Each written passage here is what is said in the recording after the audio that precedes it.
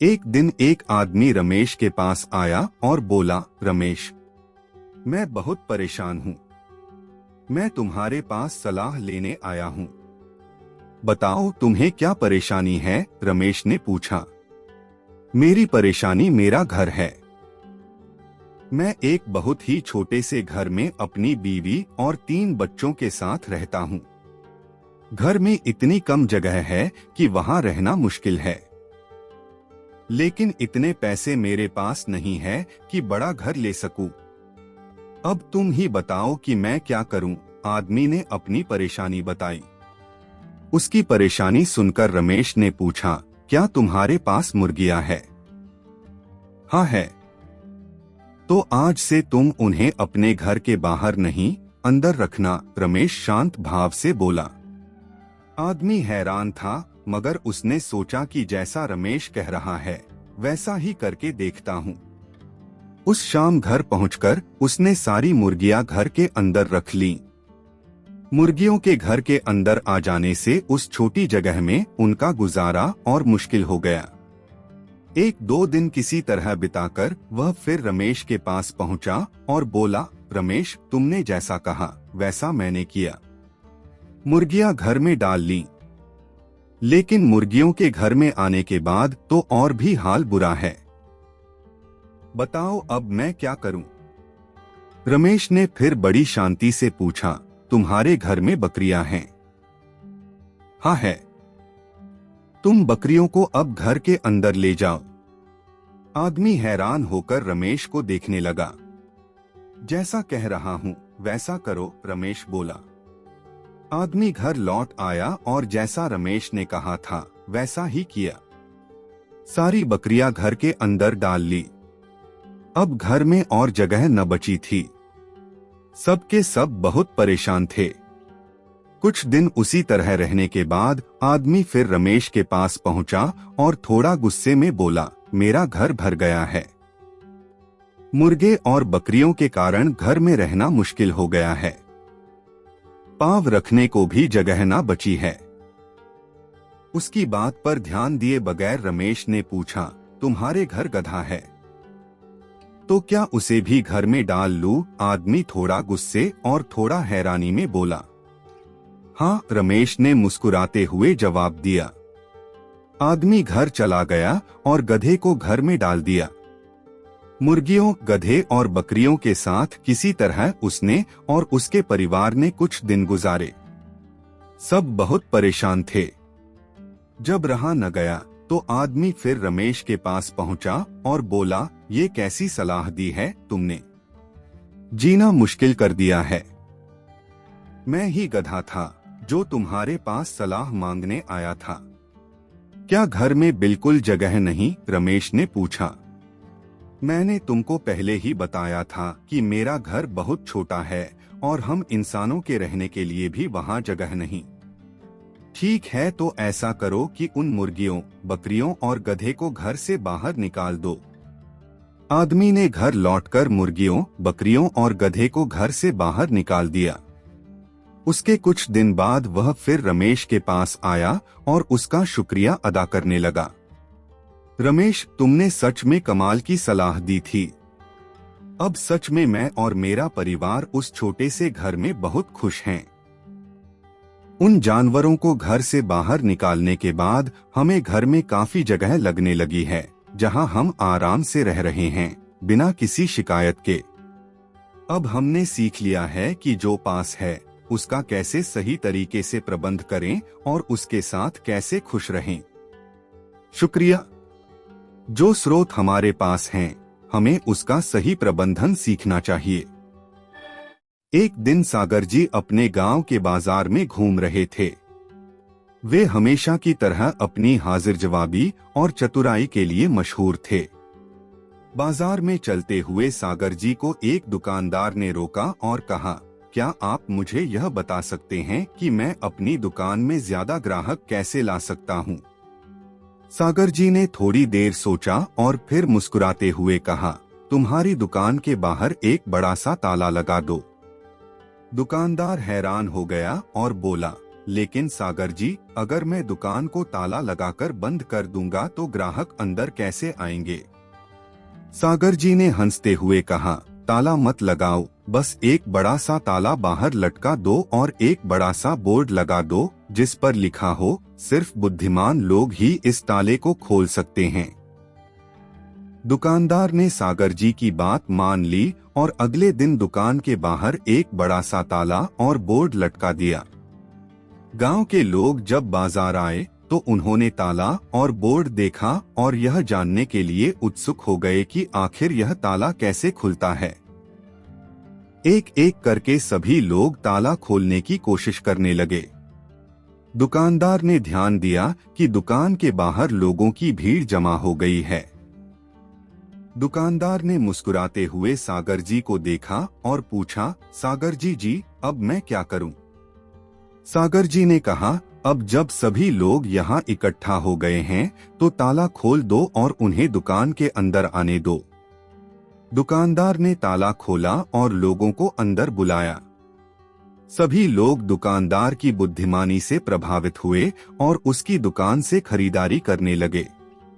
दुकान की बिक्री बढ़ गई और दुकानदार बहुत खुश हुआ। सागर जी ने मुस्कुराते हुए कहा, देखो, एक ताले और थोड़ी सी चालाकी ने तुम्हारी दुकान को कितना मशहूर कर दिया। हमेशा याद रखना, चतुराई और बुद्धिमानी से काम करने पर हर समस्या का हल निकल आता है। एक गांव में एक धोबी रहता था। उसके पास एक गधा था। गधा बहुत मेहनती था, इसलिए धोबी उसका बहुत ख्याल रखा करता था। धोबी के घर के पास ही एक संगीतकार का घर था। उसके घर से अक्सर गाने बजाने की आवाजें आया करती थी। गधा जब भी गाना सुनता तो सोचता कि काश वह भी गाना गा पाता। एक रात वह अस्तबल में सो रहा था। तभी उसके कानों में झींगुरों की आवाज पड़ी और उसकी नींद टूट गई। उसने सुना कि झींगुर गाना गा रहे हैं। उनका गाना सुनकर गधा उदास हो गया। उसे उदास देखकर एक झींगुर ने पूछा, गधे भाई, क्या बात है, तुम उदास क्यों नजर आ रहे हो? गधे ने दुखी मन से कहा, तुम सब कितना अच्छा गाते हो, काश मैं भी इसी तरह गा पाता। तुम भी गा सकते हो गधे भाई, कोशिश करके देखो, झींगुर ने कहा। गधा गाना गाने लगा, लेकिन उसकी आवाज बेसुरी थी। वह फिर उदास हो गया और बोला, मेरी आवाज बहुत बेसुरी है, मैं नहीं गा पाऊंगा। तब एक झींगुर ने उसे सलाह दी, तुम्हें अपनी आवाज मधुर करनी है तो कल से ओस पिया करो। देखना, कुछ ही दिनों में तुम हमसे भी ज्यादा सुरीले हो जाओगे। गधे को ये सलाह जंच गई। अगले दिन से उसने खाना पीना छोड़ दिया और ओस पीने लगा। एक दो दिन तक तो धोबी का ध्यान इस तरफ नहीं गया कि गधा खा पी नहीं रहा है। लेकिन कुछ दिनों बाद उसे गधे के अस्तबल में चारा जस का तस पड़ा मिलने लगा और गधा भी कमजोर दिखाई देने लगा, तो उसे चिंता हुई। उसे लगा कि गधा बीमार है, इसलिए खा पी नहीं रहा है। वह गधे को एक वैद्य के पास ले गया। वैद्य ने गधे के लिए दवाइयां दी। धोबी गधे को दवाइयां खिलाने लगा, लेकिन गधे पर कोई असर नहीं हुई। उसने खाना पीना शुरू नहीं किया और वह दिन पर दिन और कमजोर होने लगा। धोबी चिंता में पड़ गया कि आखिर उसके गधे को हुआ क्या। गधे का हाल एक मकड़ा देख रहा था। वह सारी स्थिति जानता था। एक दिन वह गधे के पास गया और बोला, गधे भाई, तुम क्यों उसके भरोसे खाना पीना छोड़कर बैठे हो? इस तरह तुम सुरीले बनो या न बनो, बीमार जरूर हो जाओगे। गधे ने उत्तर दिया, मैं झींगुरों की तरह सुरीला गाना गाना चाहता हूँ मकड़े भाई, इसलिए भूखे प्यासे रहकर ये परेशानी सह रहा हूँ। मकड़े ने उसे समझाते हुए कहा, गधे भाई, मेरी बात ध्यान से सुनो। मैं बहुत अच्छा जाला बना सकता हूँ, लेकिन यदि मैं तुम्हारी तरह बोझ उठाना चाहूँ तो नहीं उठा सकता। उसी तरह तुम बोझ उठा सकते हो, लेकिन जाला नहीं बना सकते, न ही झींगुर की तरह गा सकते हो। हर जीव में अलग गुण और प्रतिभा होती है, तुम्हें उसका सम्मान करना चाहिए। जो कार्य तुम कर नहीं सकते, उसके पीछे क्यों अपनी वह प्रतिभा नष्ट कर रहे हो जिसमें तुम उत्तम हो। तुम्हारा मालिक भी तो तुम्हारी उसी प्रतिभा के कारण तुम्हें प्यार करता है। मेरी इस बात को समझो और कल से खाना पीना शुरू कर दो। गधे को मकड़े की बात समझ में आ गई। उसने अगले दिन से चारा खाना शुरू कर दिया। उसे खाता पीता देख धोबी ने सोचा कि वैद्य की दवा काम कर गई। वह खुश था कि उसका गधा ठीक हो गया। वह गधे के लिए और चारा ले आया और उसके पीठ पर हाथ फेरकर दुलार करने लगा। दूसरों की नकल करने के बजाय अपने गुणों का महत्व पहचानो और उसका सम्मान करो। दो व्यक्ति एक साथ यात्रा पर निकले। दोनों एक रास्ते से गुजर रहे थे कि रास्ते में उन्हें एक बटुआ पड़ा मिला। एक व्यक्ति ने बटुआ उठा लिया। बटुआ भारी था। भार के द्वारा अंदाजा लगाते हुए वह व्यक्ति बोला, मैं कितना खुशनसीब हूं कि मुझे रास्ते में ये बटुआ पड़ा मिला। इसके वजन से लग रहा है कि इसमें काफी पैसे होंगे।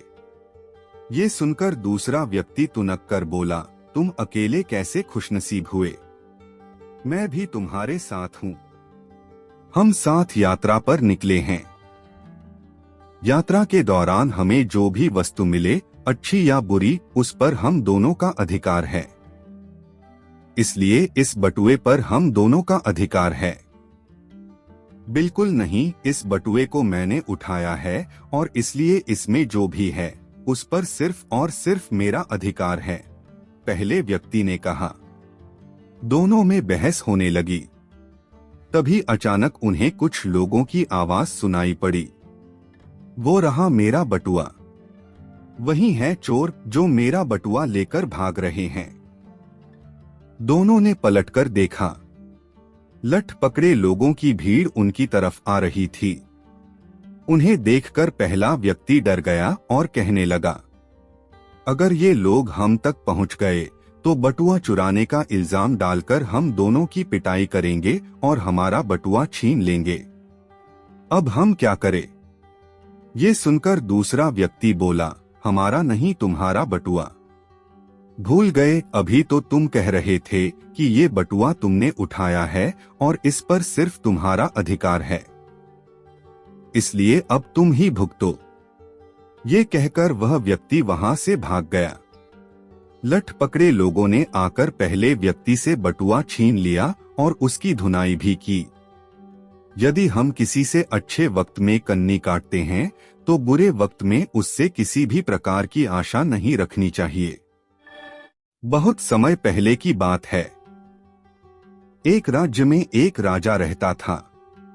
वह अक्सर वेश बदलकर अपने राज्य के गांव और नगरों के भ्रमण पर निकलता और प्रजा के हालचाल लिया करता था। एक दिन वह हमेशा की तरह वेश बदलकर भ्रमण पर निकला। एक रास्ते पर पहुंचकर उसे विचार आया कि क्यों न मैं अपने राज्य के लोगों की परीक्षा लूं। आखिर मुझे भी तो पता चले मेरे राज्य की प्रजा के चरित्र का। उसने एक रास्ते के किनारे पड़ा एक बड़ा सा पत्थर रास्ते के बीचों बीच ढकेल दिया। रास्ते के बीचों बीच आ जाने की वजह से पत्थर ने आधा रास्ता घेर लिया था। वह रास्ते पर अवरोध की तरह था। राजा पेड़ के पीछे छुप गया और देखने लगा कि कौन उस रास्ते के पत्थर को हटाता है। कई लोग उस रास्ते से गुजरे और रास्ते पर पड़े पत्थर को देखकर अपनी असुविधा जताने लगे। वे राजा की बुराइयां करते कि उसे प्रजा की परेशानियों का ध्यान नहीं है। रास्तों पर इस तरह बड़े बड़े पत्थर पड़े रहते हैं, लेकिन उन्हें हटाने की कोई व्यवस्था नहीं रहती। किंतु कोई भी उस पत्थर को वहां से हटाने का प्रयास नहीं करता। राजा छुपकर सारा हाल देख रहा था। कई घंटे बीत गए थे, किंतु किसी ने भी उस पत्थर को हटाने का प्रयास नहीं किया था। राजा दुखी हो गया कि उसके राज्य के लोग कितने स्वार्थी हैं, जो दूसरों की मिनमेख तो निकालते हैं, पर खुद भलाई का कोई काम नहीं करते। वह स्वयं रास्ते पर पड़ा पत्थर हटाने के लिए आगे बढ़ा। तभी उसने देखा कि एक किसान पीठ पर धान की बोरी लादे आ रहा है। वह फिर पेड़ के पीछे छुप गया।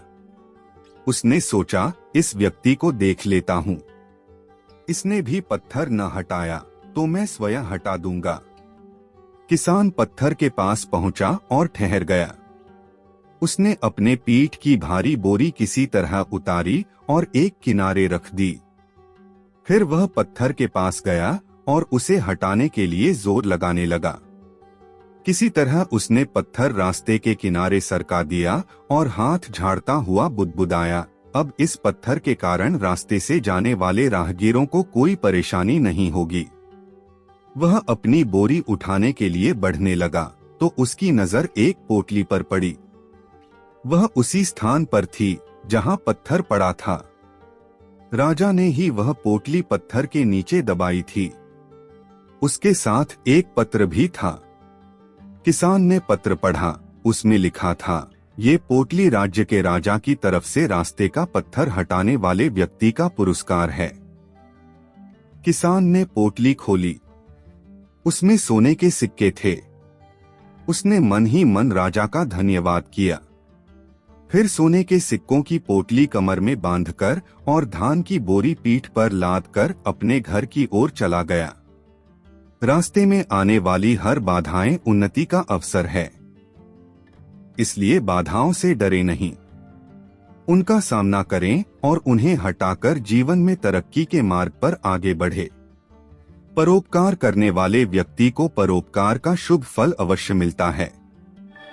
एक समय की बात है, एक शांतिपूर्ण और हरे-भरे राज्य में स्वर्णिम नगर नामक एक सुंदर नगर बसा हुआ था। इस नगर में राजा हेमराज और रानी सुमति राज्य करते थे। राजा और रानी का राज्य न्याय और प्रेम पर आधारित था और उनके राज्य में हर कोई खुशहाल था। राजा रानी की एक ही संतान थी, उनकी प्यारी बेटी राजकुमारी अदिति। अदिति न केवल अपनी सुंदरता के लिए प्रसिद्ध थी, बल्कि उसकी दया और बुद्धिमत्ता भी अद्वितीय थी। राजकुमारी अदिति का बचपन महल में ही बीता। उसे तरह तरह की कलाओं और विद्या की शिक्षा दी गई थी।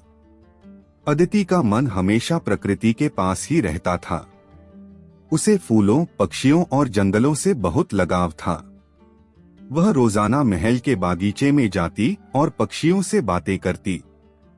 लेकिन अदिति की जिंदगी में एक रहस्य भी था, जिसे केवल राजा और रानी जानते थे।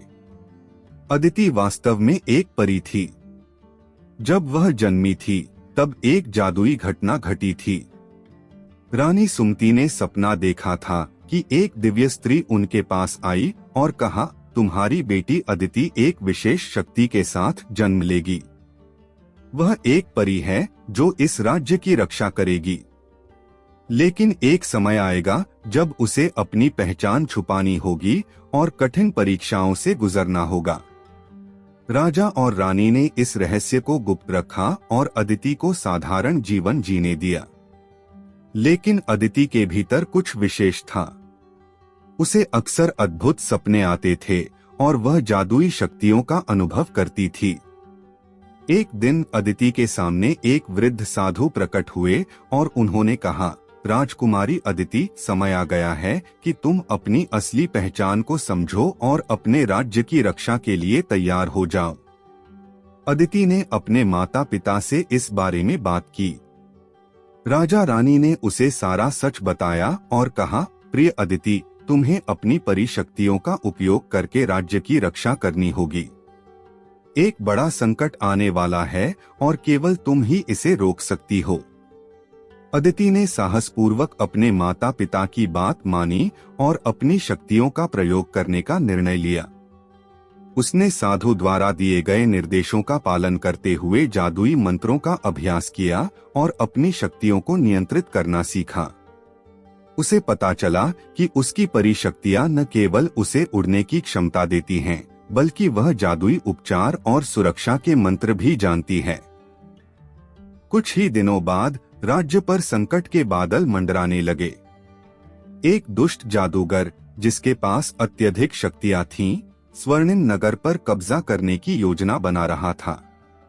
वह जादूगर, जिसका नाम रावणेश था, अपने काले जादू से राज्य को अंधकार में धकेलना चाहता था। उसने अपनी सेना के साथ राज्य पर हमला कर दिया। उनकी सेना ने पूरी ताकत से मुकाबला किया, लेकिन रावणेश की शक्तियों के सामने वे कमजोर पड़ने लगे। अदिति ने अपने पिता को आश्वासन दिया और कहा, पिताजी, अब समय आ गया है कि मैं अपनी परिशक्तियों का उपयोग करूं। मैं इस संकट को टाल दूंगी। अदिति ने अपने परी रूप को धारण किया और अपनी जादुई शक्तियों का उपयोग करते हुए रावणेश का सामना किया। वह हवा में उड़ने लगी और अपनी चमकती हुई परी शक्तियों से रावणेश की काली शक्तियों का मुकाबला करने लगी। अदिति के हृदय में साहस और प्रेम था, जिसने उसे और भी अधिक शक्तिशाली बना दिया। रावणेश ने अदिति पर अपने जादू से हमला किया, लेकिन अदिति ने अपने दिव्य शक्तियों का उपयोग करते हुए उसे विफल कर दिया। उसने एक जादुई घेरा बनाया और रावणेश को उसमें कैद कर लिया। अदिति ने अपने मंत्रों का प्रयोग करते हुए रावणेश की शक्तियों को समाप्त कर दिया और उसे हमेशा के लिए निष्क्रिय कर दिया। राज्य के लोग अदिति की वीरता और उसकी परिशक्तियों को देखकर आश्चर्यचकित थे। उन्होंने कभी सोचा भी नहीं था कि उनकी प्यारी राजकुमारी इतनी शक्तिशाली हो सकती है। अदिति ने राज्य को संकट से बचा लिया था और उसकी बहादुरी की कहानियां पूरे राज्य में फैल गईं। सच्ची शक्तियां उन लोगों के भीतर होती हैं जो प्रेम और साहस के साथ जीवन जीते हैं। किसी भी संकट का सामना करने के लिए हमें अपने भीतर की शक्तियों को पहचानना और उनका सही उपयोग करना आवश्यक है। एक समय की बात है, एक छोटे से गांव में एक घमंडी जादूगर रहता था। उसका नाम था गोगा। गोगा के पास अद्भुत जादुई शक्तियां थीं, जिनकी वजह से वह गांव में बहुत प्रसिद्ध था। लेकिन उसकी प्रसिद्धि ने उसे अत्यधिक घमंडी बना दिया था। वह हमेशा खुद को सबसे श्रेष्ठ मानता था और गांव वालों को तुच्छ समझता था। गोगा का घर गांव के बाहरी हिस्से में था, जहां वह अपनी जादुई किताबों और औजारों के साथ रहता था। वह कभी भी गांव वालों की मदद के लिए तैयार नहीं होता था, बल्कि उन्हें अपने जादू से डराता और उनके ऊपर रौब जमाता था। अगर किसी गांव वाले को कोई समस्या होती और वे गोगा के पास मदद के लिए आते, तो वह उन्हें अपमानित करता और उनकी समस्या को और बढ़ा देता। एक दिन गांव में एक बूढ़ी औरत, जिसका नाम दयाबेन था, गोगा के पास आई। उसने गोगा से विनती की, मेरे बेटे को एक गंभीर बीमारी हो गई है, कृपया उसकी मदद करो। गोगा ने हंसते हुए कहा, तुम्हारे बेटे की बीमारी से मुझे क्या, मैं कोई वैद्य नहीं हूँ। जाओ यहाँ से और मुझे परेशान मत करो। दयाबेन दुखी मन से वापस चली गई। गांव वाले गोगा के इस व्यवहार से बहुत निराश थे, लेकिन वे उसकी शक्तियों से डरते थे और उसका सामना करने की हिम्मत नहीं जुटा पाते थे। कुछ दिनों बाद गांव में एक रहस्यमय यात्री आया। वह एक बुजुर्ग व्यक्ति था, जिसका नाम शुभंकर था। उसने गांव वालों से गोगा के बारे में सुना और उसके घमंड के बारे में जानकर दुखी हुआ। शुभंकर ने तय किया कि वह गोगा को सबक सिखाएगा। शुभंकर गोगा के घर गया और उसने दरवाजा खटखटाया। गोगा ने दरवाजा खोला और शुभंकर को देखकर पूछा, तुम कौन हो और यहाँ क्यों आए हो? शुभंकर ने विनम्रता से कहा, मेरा नाम शुभंकर है और मैं दूर के देश से आया हूँ। मैं एक साधारण यात्री हूँ और मैं आपकी महानता के बारे में सुनकर यहाँ आया हूँ। क्या आप मुझे अपने कुछ जादुई करतब दिखा सकते हैं? गोगा को यह सुनकर बहुत अच्छा लगा और उसने अपनी सभी शक्तियों का प्रदर्शन करना शुरू किया। उसने आग से खेला, पानी को हवा में उछाला और हवा में उड़ते हुए फूलों की वर्षा कर दी। शुभंकर ने यह सब बहुत ध्यान से देखा और प्रशंसा की। शुभंकर ने फिर कहा, गोगा, तुम सचमुच महान हो। लेकिन क्या तुम एक साधारण आदमी को जादू सिखा सकते हो? गोगा ने गर्व से कहा, बिल्कुल, लेकिन तुम्हें पहले यह साबित करना होगा कि तुम इसके योग्य हो। गोगा ने मुस्कुराते हुए कहा, ठीक है, मैं तुम्हारी परीक्षा लेने के लिए तैयार हूँ। गोगा ने शुभंकर को एक कठिन पहेली दी और कहा, यदि तुम इस पहेली का हल निकाल सकते हो तो मैं तुम्हें जादू सिखाऊंगा। शुभंकर ने ध्यान से पहेली को सुना और थोड़ी देर में उसका समाधान कर दिया। गोगा यह देखकर हैरान रह गया, लेकिन उसने अपने घमंड को बरकरार रखते हुए कहा, ठीक है, अब मैं तुम्हें जादू सिखाऊंगा। गोगा ने शुभंकर को एक जादुई मंत्र सिखाया और कहा, अब इसे दोहराओ। शुभंकर ने मंत्र दोहराया, लेकिन कुछ भी नहीं हुआ। गोगा ने हंसते हुए कहा, तुम्हारे पास जादू करने की क्षमता नहीं है, तुम इसे कभी नहीं सीख सकते। शुभंकर ने मुस्कुराते हुए कहा, गोगा, जादू सिर्फ मंत्रों में नहीं होता, यह दिल और आत्मा की शुद्धता में होता है। तुमने अपनी शक्तियों का उपयोग घमंड और अहंकार के लिए किया है, न कि दूसरों की मदद के लिए। यही कारण है कि तुम्हारी शक्तियां अब तुम्हारे नियंत्रण से बाहर हैं। गोगा ने शुभंकर की बात को हल्के में लिया और उसे बाहर निकाल दिया। लेकिन अगले दिन गोगा ने महसूस किया कि उसकी जादुई शक्तियां कमजोर हो रही हैं। वह जितना ज्यादा जादू करने की कोशिश करता, उसकी शक्तियां उतनी ही कम होती जाती।